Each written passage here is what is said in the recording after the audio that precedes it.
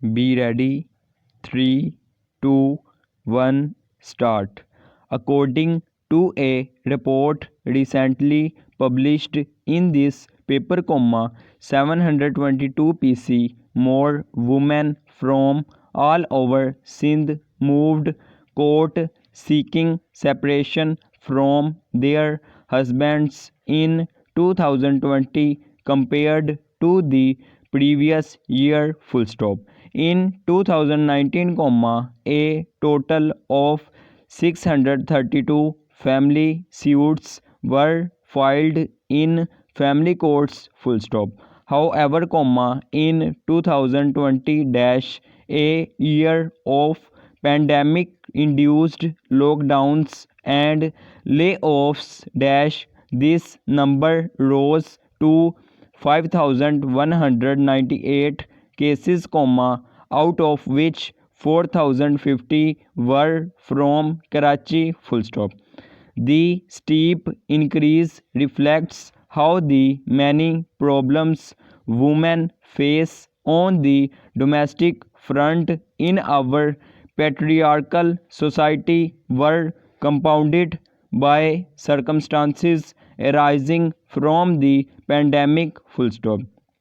In fact, 2020 was a particularly difficult year for women around the world, as cases of domestic violence rose sharply in the wake of economic and social adversity triggered by COVID-19 lockdowns in a number of countries, including in the West. Full stop.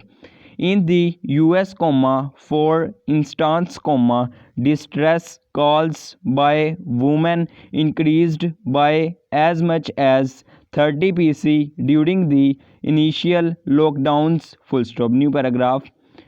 Given that Pakistan was ranked the sixth most dangerous country in the world for women in a 2018 survey, the indirect effect of lockdowns would undoubtedly be felt far more acutely by Pakistani women, who are already marginalized and prevented from making autonomous choices about their health, safety and personal lives. Full stop. According to rights groups, women from low income households who are part of the informal workforce were most affected by domestic violence. Full stop.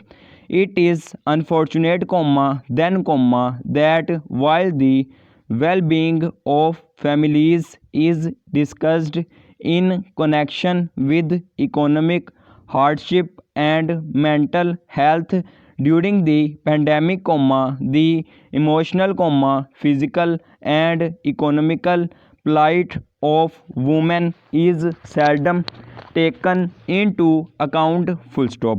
It is imperative that the authorities demonstrate commitment to upholding laws such as the Sindh Domestic Violence Act, 2013, and the Punjab Protection of Women Against Violence Act, 2016, and ensuring that all women have access to shelter and rehabilitative services should they seek support. Full stop.